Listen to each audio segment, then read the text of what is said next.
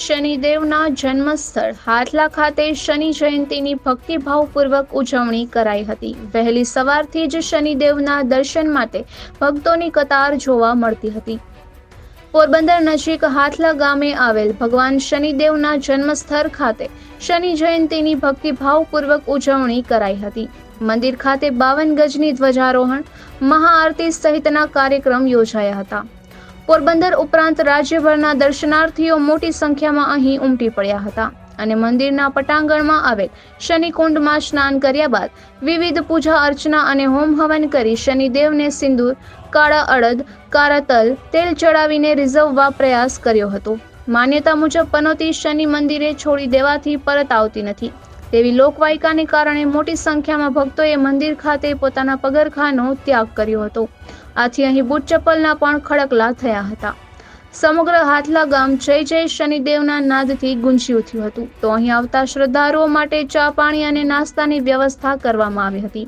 ઉપરાંત મંદિરના પૂજારી પરિવાર દ્વારા તમામ ભક્તો વ્યવસ્થિત દર્શન કરી શકે તે માટે આયોજન કર્યું હતું। વહેલી સવારથી ભક્તોની દર્શન માટે કતાર જોવા મળતી હતી, જે મોડી સાંજ સુધી યથાવત રહી હતી। પુરાતત્વ દ્વારા રક્ષિત એવા આ મંદિરમાં શનિદેવ હાથી પર બિરાજમાન હોય તેવી પ્રતિમા સાથે 7.5 અને 2.5 વર્ષની પનોતીની પ્રતિમાઓ પણ આ મંદિરમાં આવેલી છે। મંદિરની લાક્ષણિકતા એ છે કે આ મંદિર સ્મશાન ભૂમિમાં આવેલું છે। શનિદેવના જન્મસ્થાને શનિદેવ ઉપરાંત તેમની બાજુમાં 7.5 પનોતી અને 2.5 વર્ષની પનોતી તેમજ મંદિરની બહારની બાજુએ હનુમાનજીનું મંદિર અને નાગદેવતા અને ગણેશજીનું પણ સ્થાપન કરવામાં આવ્યું છે। આ ઉપરાંત શનિકુંડ પણ આવેલો છે।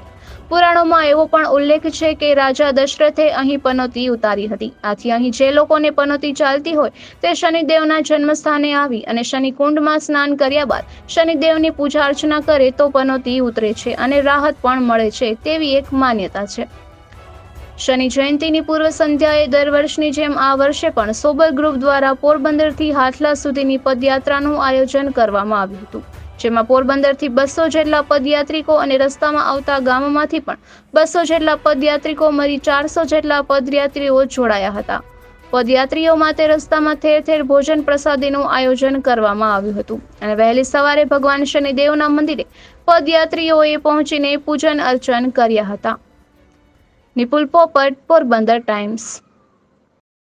આજે 6 જૂન અને ગુરુવાર 2024 શનિ મહારાજનો જન્મ મહોત્સવ ઉજવાય છે। આજે ભરપૂર લાખોની સંખ્યાની અંદર માનો મેરામણ ઉમટી પડ્યો છે। ભગવાન શનિ મહારાજને રીઝવવા જાત જાતના ભગવાનને પ્રયાસો કરે। શનિ મહારાજને કપડાં ચંપલ ઉતારી અડદ અને સરસવનું તેલ ચડાવી ભગવાનને રીઝાવે છે અને વિશેષ કરીને આજે જન્મદિવસ છે એટલે મામા ભાણેજ બંને પૂજા કરી શનિ મહારાજને રીઝાવે છે। અહીંયા 7.5નું મહત્વ, શનિ મહારાજ બાળ સ્વરૂપ હોવાથી અહીંયા લેડીઝ પણ પૂજા કરી શકે છે, એવો પણ ખાસ મહત્વ છે। વિશેષ કરી ભગવાન શનિ મહારાજની આજે શનિ જયંતિમાં સવારના 52 ગજની ધજા ચડાવી ભગવાન શનિ મહારાજનો જન્મ મહોત્સવ કેક કટિંગ કરી ઉજવી અને બધા ગામજનો સાથે મળી અને ભવ્યથી ભવ્ય શનિ જયંતિની ઉજવણી કરે છે। આ મંદિર આશરે 10મી સદીથી આ ઉપલબ્ધ છે। અહીંયા ભગવાન 7.5 પનોત દેવી, હનુમાનજી મહારાજ, કાળભૈરવજી મહારાજ એમ જ મહાનપુરી બાપુ ગુરુ મહારાજની સમાધિ છે।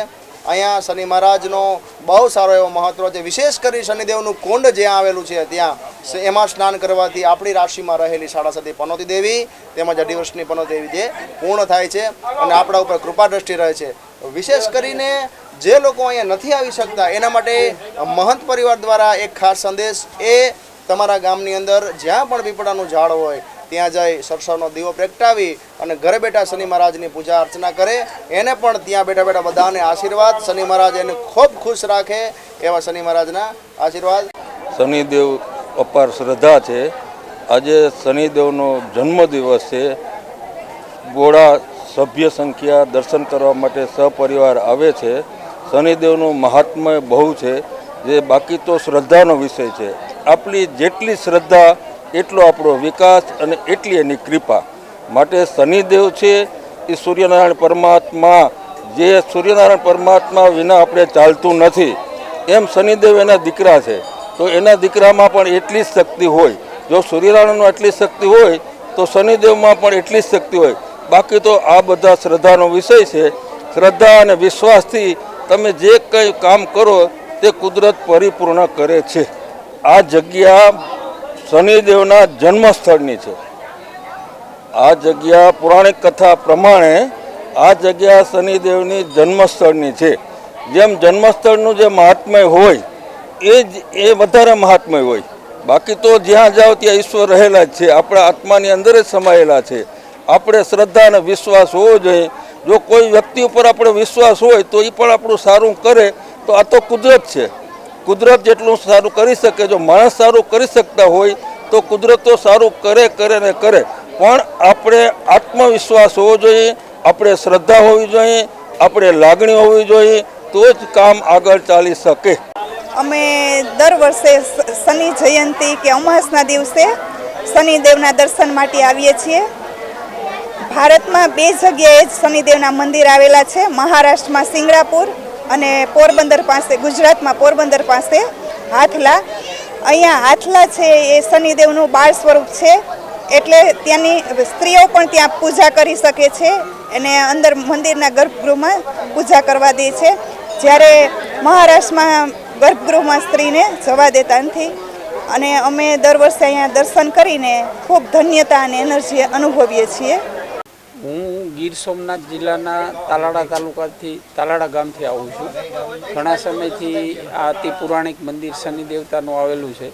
ત્યાં પૂજા સ્નાન પ્રાર્થના કરવા માટે આવું છું. અહીંયા આવ્યા પછી મને ખૂબ માનસિક શાંતિ મળે છે. અને એટલી સૌરાષ્ટ્ર ઝોનની જે પૌરાણિક જગ્યાઓની અંદર વર્ષો જૂનાથી માનો કે બાળ સ્વરૂપે અહીંયા બિરાજમાન છે. જે લોકો આજની શનિ જયંતિના દિવસે અસંખ્ય લોકો દર્શનાર્થે આવે છે, દરેકની મનોકામના શનિદેવ પૂર્ણ કરે છે.